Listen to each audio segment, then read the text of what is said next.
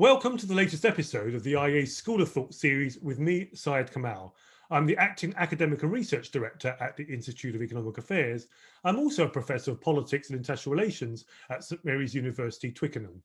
Now, this series is based on the IA book, School of Thought, 101 Great Liberal Thinkers, which was written by Dr Eamonn Butler, and which, as the title suggests, summarises the thoughts of leading classical liberal thinkers on a range of issues, and we discuss them within a modern context. All the episodes in this series can be found on the IA YouTube channel, IEA London, on the IA podcast, which is available on Podbean, Apple and Spotify, and on our website, ia.org.uk. Today, we will be discussing Ayn Rand, a prominent 20th century philosopher and author. To discuss her ideas and her contribution to classical liberal thinking, I'm delighted to be joined by Dr Onkar Ghate, Chief Philosophy Officer and Senior Fellow at the Ayn Rand Institute. Onkar has taught philosophy for over 10 years at the Institute's Objectivist Academic Centre and has been a contributing author to a number of books on Rand's philosophy. Onkar, welcome and thank you for joining us today. Thanks for having me here. Why don't we start, before we talk about Ayn Rand and her thoughts, why don't we just start with you, yourself? Why did you join the Ayn Rand Institute? And maybe tell us a bit about the Ayn Rand Institute so our listeners and viewers can understand the context in which we are speaking about Ayn Rand. Sure. I've been at the Ayn Rand Institute now quite a while, over 20 years. I joined just at the turn of the century. And the Institute is devoted to promoting Ayn Rand's works, her ideas, her philosophy. And I'm a philosopher, really interested. I think of myself as an objectivist, as an advocate of Ayn Rand's philosophy.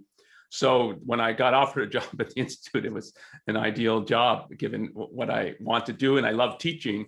And I originally joined to start a big undergraduate program. And I still teach to this day. I write, I lecture, and the Institute, in promoting Ayn Rand's work, one of the major things we do is we have an essay contest that we think is the largest in the world on The Fountainhead and Anthem and Atlas Shrugged and We the Living, her novels. And we also give classroom sets to teachers and professors who want to teach the novel, who want one of the novels or one of Ayn Rand's works, put it on the curriculum. So we're an educational think tank, is the way I think of it. Okay, well, great. That sets a context. So who better to speak about Ayn Rand than someone from the Ayn Rand Institute? So why don't we start off from the benefit of some of the audience members who may be new to Ayn Rand or already touched upon her work. Can you give us some background on the lady herself? Who was she and how did she end up as a major figure in political philosophy? So she was born in 1905 in Russia and emigrated to the United States, really escaped Soviet Russia. So she witnessed the Russian Revolution and was able to escape and come to America. She's known, as I said, her novels. So I think she's known as a novelist and a philosopher. And if you look at her career, it's the first half of it is she's a novelist.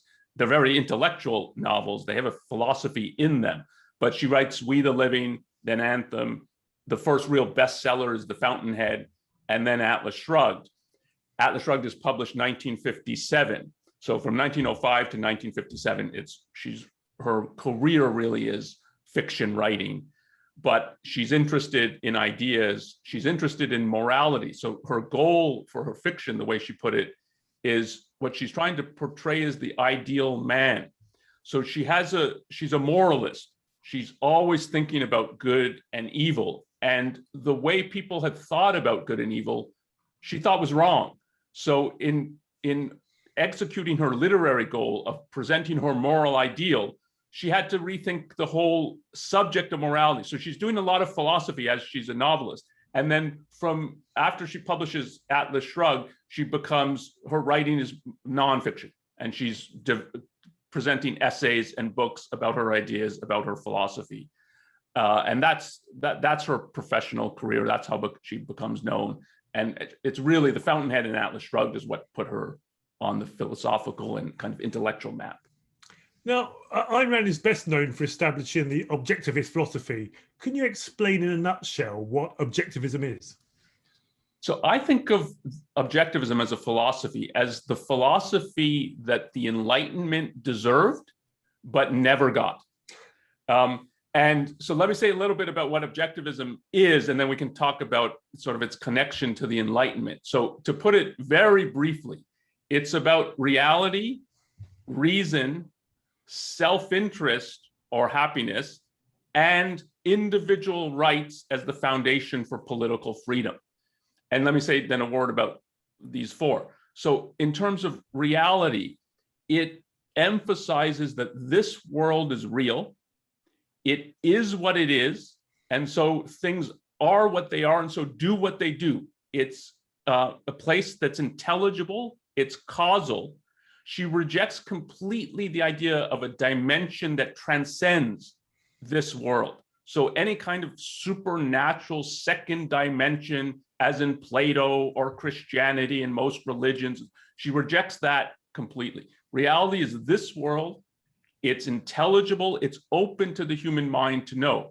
And the human mind is capable of knowing it. So the first is reality. The second is reason.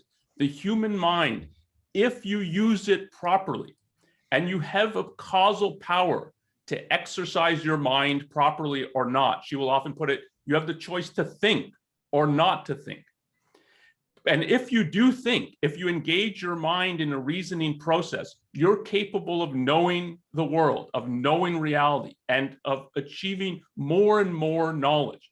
So it's pro-reality, which means pro this world. It's pro-reason, and it's pro-self-interest, that what life is about is the pursuit of your own interests, your own happiness.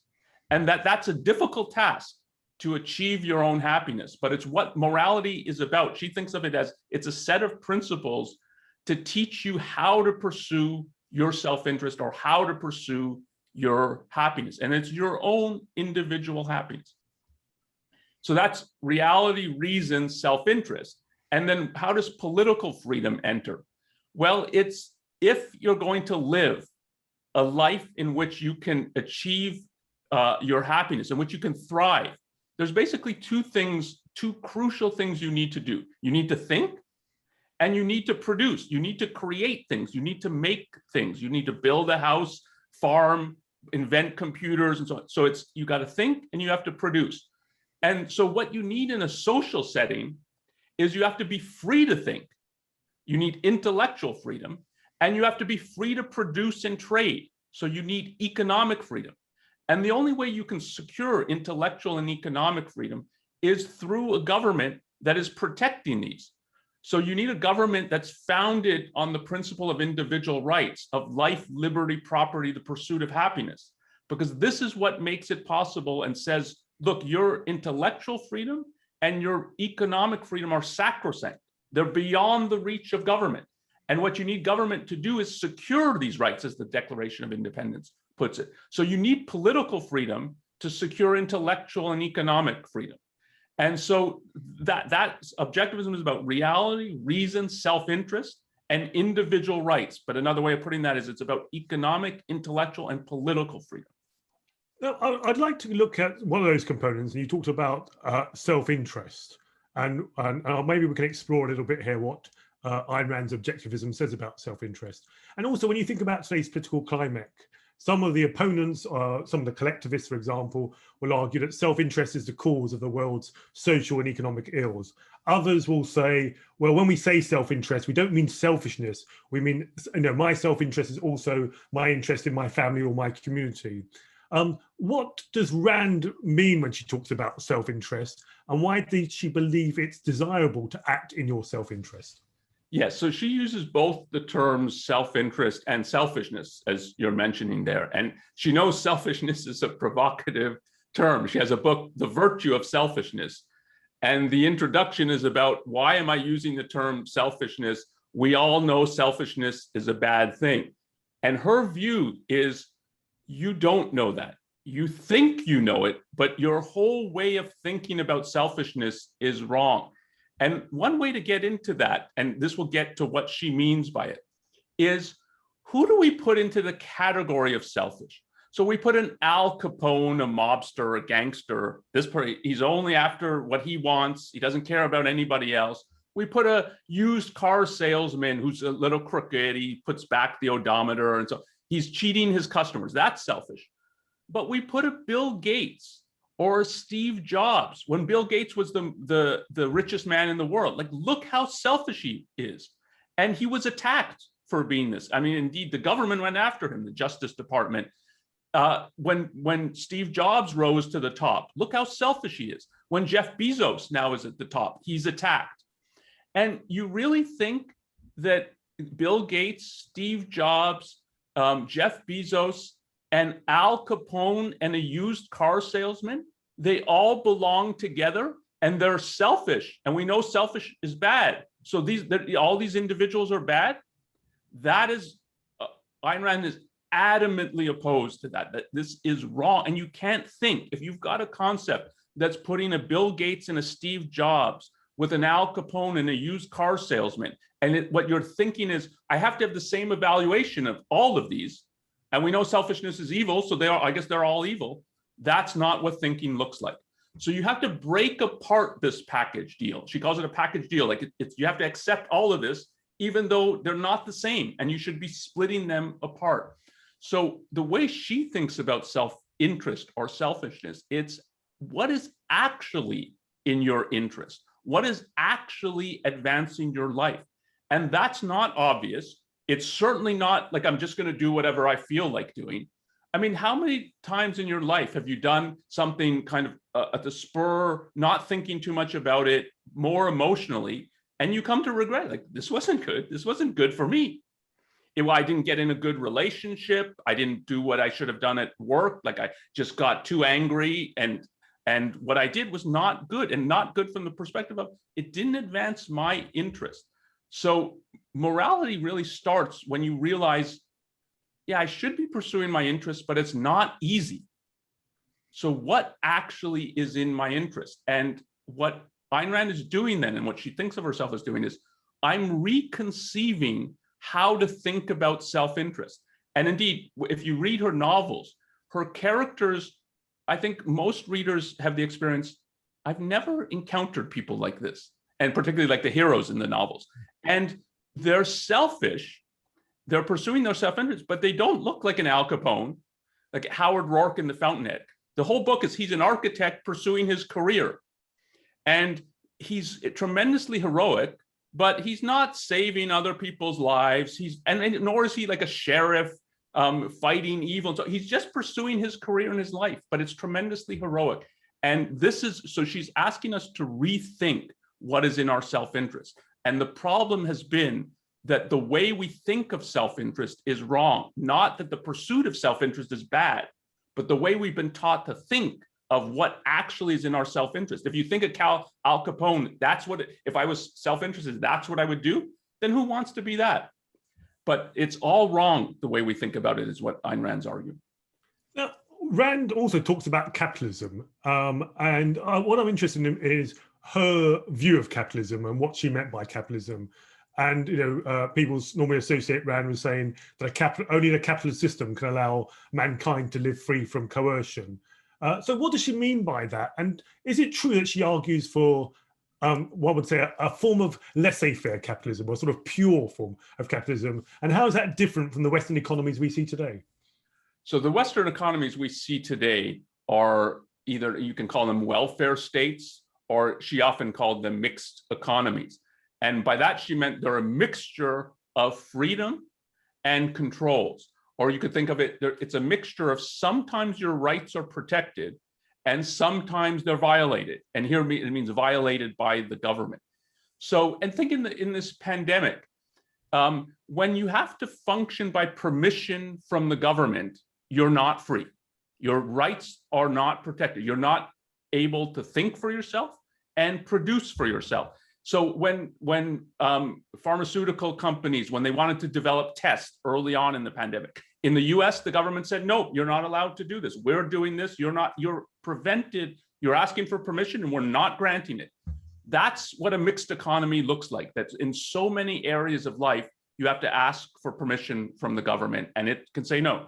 But we're not in a totalitarian state. So it's a mixture of freedom and controls. And what she advocates is, if you really take seriously that what self-interest is about, as I put it in summarizing objectivism, it's about, really what it's about is thinking for yourself, arriving at knowledge for yourself, and then creating things, creating the values your life requires. And that's economic values, what you produce, your career. I'm a teacher, I interact with students and so on. It's an exchange of values there. It's economic, but more broadly, I mean, your personal relationships, your family, your marriage, these are all values that you have to pursue and you have to create. And if you're to be free to do that, if you're to have this kind of intellectual freedom and the freedom to pursue and achieve values, the government has to be hands off. So one of the ways that she puts it is, just as we think of, there's a separation of state and church, that the state, that's not the state's or government's function to tell churches what to do inside the church, what psalms they should say and not say, and so that's all private individual decisions. But from the other direction, the church doesn't wield state power. It doesn't get favors from the state, it doesn't get money from the state, and it's also not punished by the state. So there's a wall of separation in the American metaphor of Thomas Jefferson. And her view was, yes, there should be separation of state and church. More broadly, there should be separation of the intellectual world, not just churches, but the whole intellectual world and the state. So the state or government should not be setting educational curriculum. It should not be running schools. So if we're to have intellectual freedom, the state has to be hands off all of this.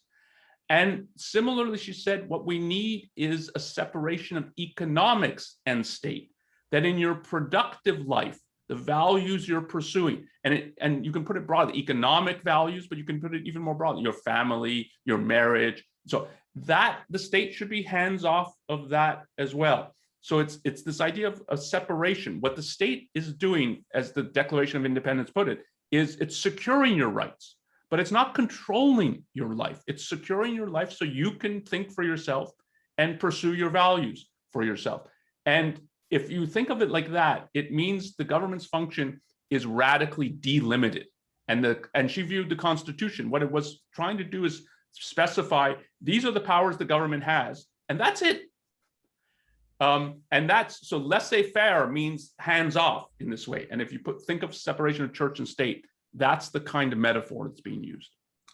Now, when Rand came up with objectivism, and please correct me if my terminology is incorrect here, in some ways it seems a new philosophy to achieve, let's see, the goals are full freedom and full capitalism. Is that an accurate way to describe it? And why did, if so, did Rand think that only objectivism could achieve this? Or, why didn't she look to say existing philosophies or existing schools of thought? Yes, so that goes to I brought this up earlier, that one of the ways I think about it is it's the philosophy that the Enlightenment deserved but didn't get. And I think it's this issue. So when she came to America from Russia, what she expected to find was a bastion of freedom and of people promoting capitalism. And what she actually found, and when she's sort of entering her professional life in the late 20s and 30s, I mean, the 30s is called the Red Decade in the US, and it's all the intellectuals the vast majority are enamored with Soviet Russia, the place she fled from and saw like it's descending into horrors. And so this really raises a question of why in a land of freedom, and you have a constitution and declaration of independence, have you turned to and the kind of leading intellectual voices of we're admiring the Soviet Union? And for her, the answer is philosophical. It's because people have absorbed wrong philosophical ideas, that it's the deeper foundations of political freedom that have changed. And if those deeper foundations change, then people will no longer think of political freedom as valuable. And what were those deeper foundations?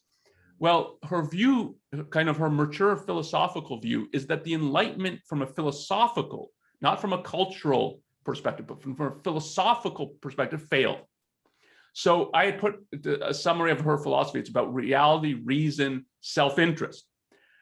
The leading philosophers in the Enlightenment, by the time we get to the end of the Enlightenment, which is really like the end of the 18th century, take a David Hume as probably the most prominent figure. He says, I don't know if there is a reality. I don't know if there's a reality external to us. Nobody knows. Can reason know reality? No, it can't know reality. It's cut off from reality. Can reason guide us and figure out what is to our self-interest? No, reason is the slave of the passions, one of Hume's famous things. So on the Enlightenment, kind of from a cultural direction, is pushing, we're pro this world, we're discarding religion and the supernatural, we're pro reason, and we're pro self-interest. Think of the Declaration of Independence, the pursuit of happiness. It's the pursuit of your own individual happiness. But philosophically, none of these things can they defend and make a case for them. No, we're cut off from reality. Reason doesn't work. And self-interest, no, it's about your relations with other people.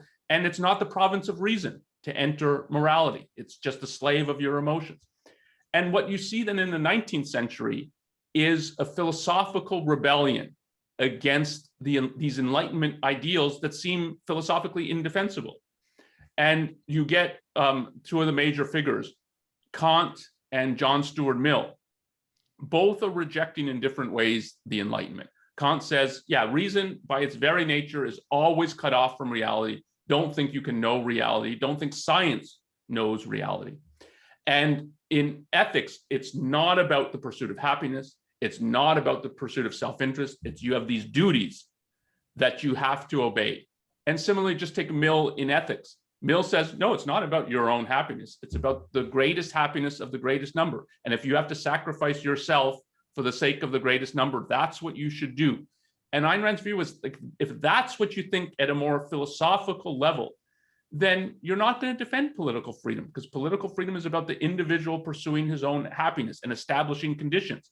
And if morality is not about the pursuit of happiness, what do you need political freedom for? And so she thought the big turn to collectivism, to communism, socialism, fascism, you can only explain it philosophically. Now, I want to also go back to something else that you said earlier. And I remember you talking about what Ayn Rand felt the role of government or the state should be. Because some people will characterize as Ayn Rand as being a sort of, an anarchist or non-state. What role does Rand see, or her political philosophy see, for the state? Yeah, so she's also adamantly against anarchism.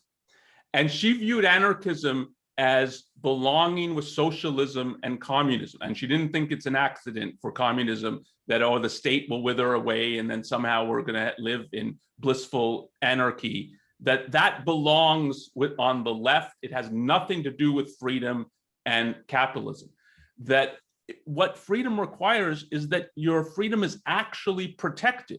So it's not freedom in theory, that it's, oh, I have these rights. You actually have to possess them so that if people trespass on them, something happens to them. And in anarchy, it's just a free-for-all.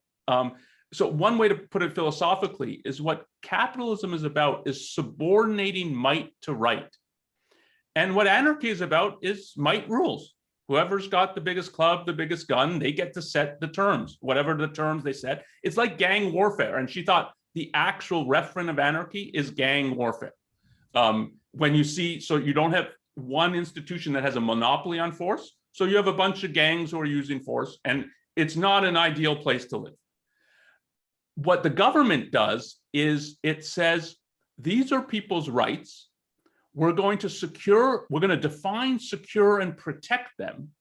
And we're going to adjudicate when someone says, no, someone's trespassing on this is my land, and they put up a fence or so on. The government will come in and adjudicate whose rights, who is in the right here and who is in the wrong. That is, who is exercising his rights and who is violating rights. And it might be, no, this fence is perfectly still on your neighbor's property and so on. Or it could, yeah, he is encroaching.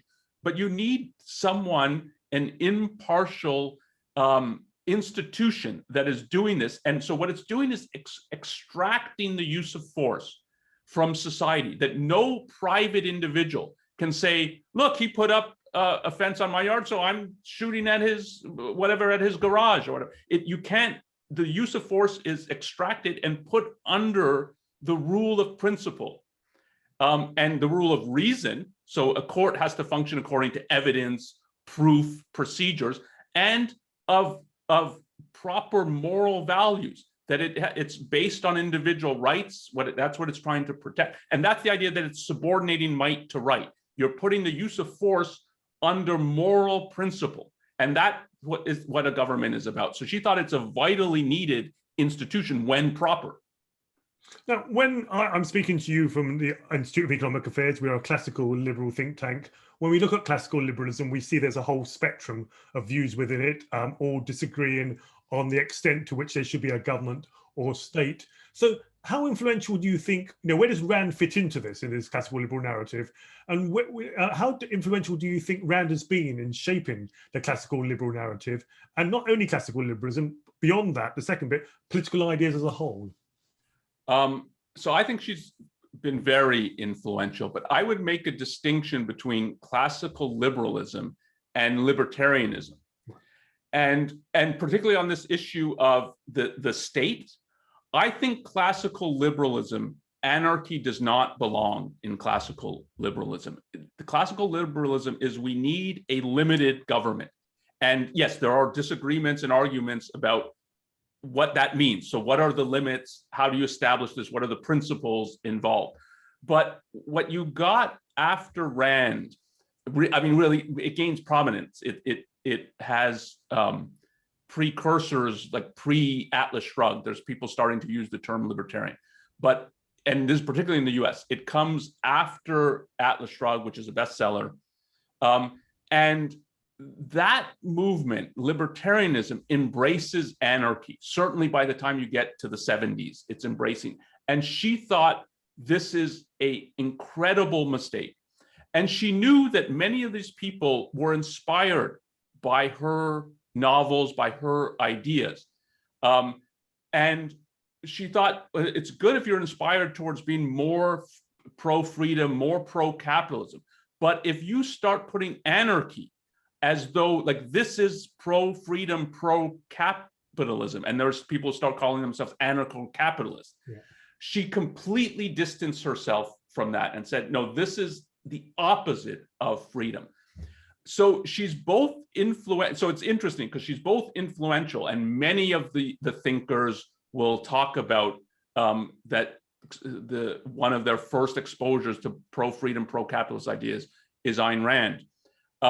But she distanced herself from the movement that then emerged because she thought, no, if you start linking anarchy with capitalism, you're going to discredit the case for capitalism and freedom. And then similarly, she was on the more conservatives in America, and I think more broadly, so say a Margaret Thatcher. There's evidence that she was one of the inspirations for Reagan, for Margaret Thatcher, not the only, like Hayek is certainly for Margaret Thatcher, but she's an inspiration. And she thought too that like that's good. In the US in the 70s, it was put, there's a swing to the right. And I think from an intellectual perspective, yes, Ayn Rand is one of the people responsible for that. People are swinging to the right. They've had it with the New Left, they've had it with the hippies. And they want to turn in some more American, more freedom direction. But again, she distanced herself from the emerging movement with Reagan because it started linking a more pro-freedom viewpoint with being pro-religion. And she thought, again, if you link faith and religion to freedom, what you're basically saying is that reason and science are on the side of socialism, communism. And if you concede that, you've lost everything. So she's both very influential, but also very worried about some of the movements that are sort of tracing a lineage to her. But did she see religion as almost the polar opposite of reason and science? Because many people of faith would say, there are, of course, people of faith will disagree. There'll be socialist Muslims, there'll be libertarian Muslims, there'll be socialist Jewish people, there'll be capitalist Jewish people, and Christians, and so on. So given that all these faiths people also have a faith and another belief, as it were, did she see faith and reason and science as opposites? Yes. So if you have a firm meaning to what faith means, so if faith just means like what I have conviction in, no, you can have rational convictions, you can have irrational convictions. But faith, used here in a philosophical sense, it's supposed to be an alternative to reason. So reason functions by observation, evidence, hypothesis, theory building. And faith says, no, you can have conclusions without evidence. You can take them on faith, or even sometimes in defiance of what the evidence is for. And if that's what faith means, and I think that's philosophically what faith means, then it's the opposite of proceeding by reason and proceeding by science. And her view was, you need to be absolute in regard to reason, that all your conclusions should be based in evidence, based in argument, based in logic. And if you do that, then there's no room for faith. And what happens with religion is it withers away. And she thought there's a reason it's withering away in the Enlightenment. And many kind of religious people were very worried in the Enlightenment that religion is going to disappear. And she thought, yeah, if you proceed 100% by reason, you'll find that none of the arguments for a supernatural dimension, a God figure, and so on, none of these arguments work. None are valid. And so you'll just discard them. And what you're left with then is this world and science. So yes, at a philosophical level, she thinks faith and reason are opposed. You spoke earlier about how Ayn Rand had influenced certainly Reagan in the early years, for example, and Margaret Thatcher to a certain extent, either directly or indirectly. So was she someone who struggled to get her ideas heard at the time, only to be vindicated? And she wrote Atlas Shrugged in the 50s, but people only start being influenced by her in the 80s, for example. Or did she have an immediate impact? She struggled early on, but by the time we get to Atlas Shrugged in the 50s, she's well into her career. But her first novel, We the Living, she said it's the most autobiographical of her novels. It's the only one set in Soviet Russia. And she couldn't get a publisher. And she was told at the time, you don't understand Soviet Russia. This is a complete distortion of what is going on. And again, this is in the 1930s, the Red Decade. Everybody thinks this is the great experiment and how noble what is happening. And she's very critical of it. And more broadly, it's a novel not really against communism. It's against statism, any form of totalitarianism. It's equally against fascism. And the rising trend is the communism, fascism. So she had difficulty getting a hearing. And even The Fountainhead, her first bestseller, was rejected by 12 publishers. And she gets contradictory advice. So some of it, contradictory advice about why we're rejecting it. This is too intellectual, no, but it won't sell, or it's too sensational. And it's both. It's both a very dramatic story and it's an intellectual story. And her view was you could have both art and entertainment together, that you can have a story with a real plot and drama and it'd be very intellectual. So she persevered.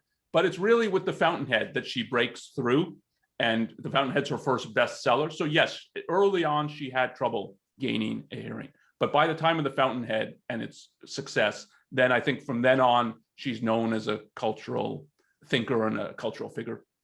Now, we've obviously spoken about who Ayn Rand has influenced, but why don't we talk about what and who influenced her? I think from what you're saying, her experience of fleeing from Bolshevism during the Russian Civil War and her experience of the Soviet Union informed her philosophy.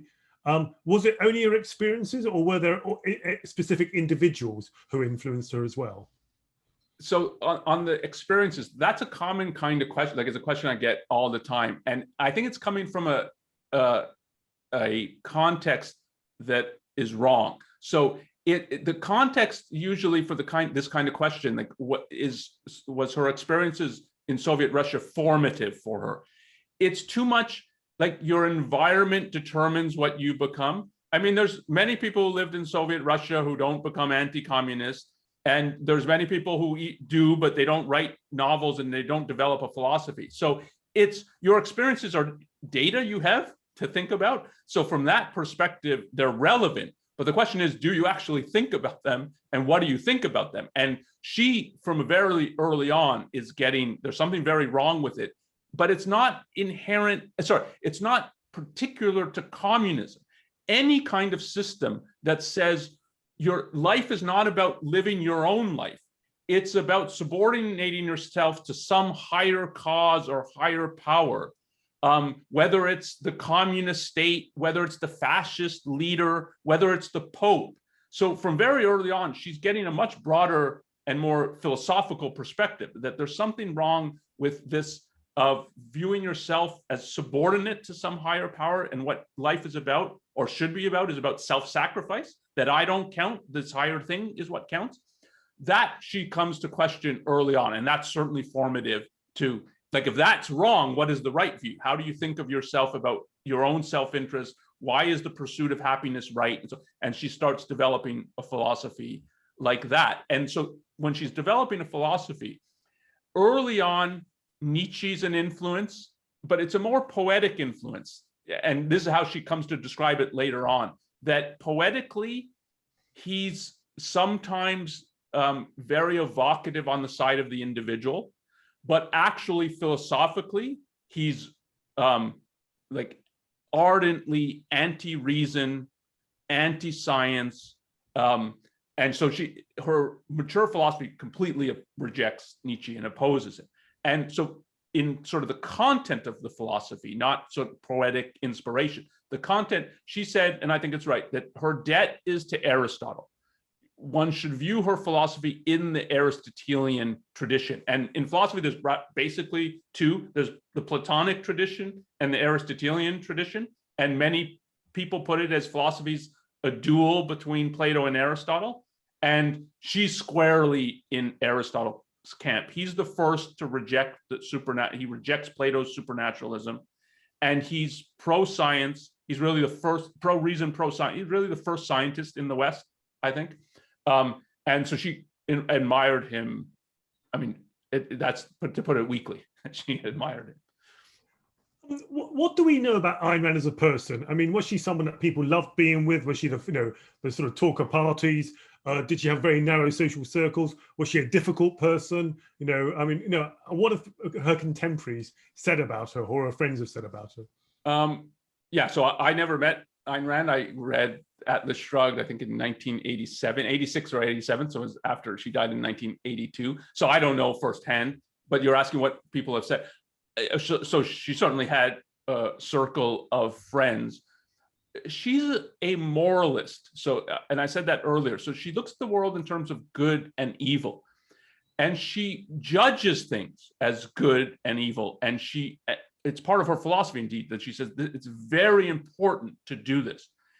That's alien in today's world, that people have strong moral views and voice them and discuss them. So what you get are reports that people found that hard to deal with. And because I actually think it's very easy to deal with. It's that when someone is very open about, this is what I think is right, this is what I think is wrong, this is why I think what you're doing is wrong. But I'm willing to talk about it. Like, I'm not just denouncing you and bye-bye. I'm going to tell you why, and we're going to talk about it.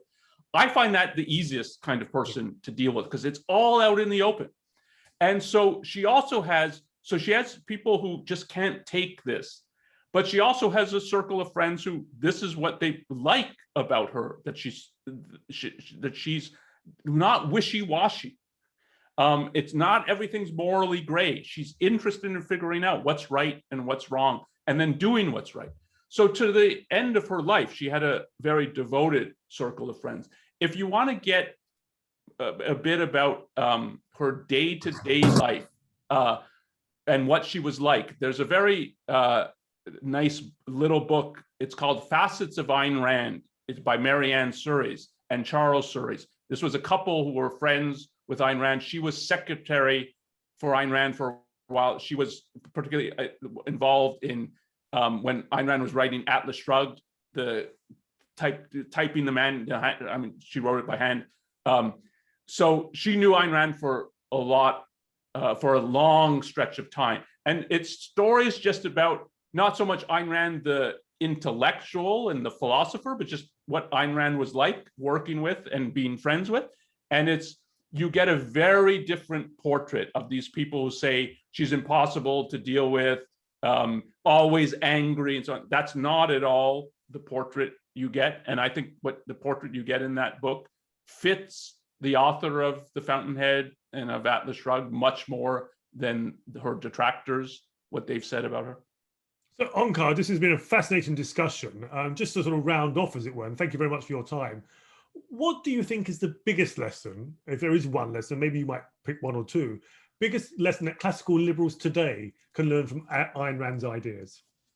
I'll pick one and then a subordinate one to that, so really two. The most fundamentally and most broadly, it's that freedom requires a philosophical defense, or it requires a philosophy behind it. Your advocacy of freedom or of liberty is only as good as the philosophy behind it. And what happened with the Enlightenment and post-Enlightenment is the philosophy that the Enlightenment was counting on was defective. And what happened in the 19th and 20th century is the people, the counter freedom forces, the anti-freedom, anti-Enlightenment forces saw that the philosophical case is defective, it's vulnerable, and they attacked it. And the result was, okay, so freedom's not an ideal anymore. It's a social ideal, it's communism, socialism, fascism, the welfare state. So it's what you need is a philosophical case. This is why she said, I'm an advocate of capitalism, but not primarily. It's a consequence of being an advocate of egoism, and that's a consequence of being an advocate of reason. So she thought it's the philosophical case that's the fundamental. And then particularly in that, it's what she's challenging is what is now conventional morality. That morality is not about the pursuit of your self-interest. The moment you say you're selfish, that brands you as evil. It's not about the pursuit of happiness. It's about other people. Who's in need? Who needs something from you? It's from the greatest ability to the greatest need that kind of marks a slogan, or any kind of variant on that. It's about the greatest happiness of the greatest number, not you. If you embrace that moral view, it's not about you, it's about others. And she called that altruism, otherism.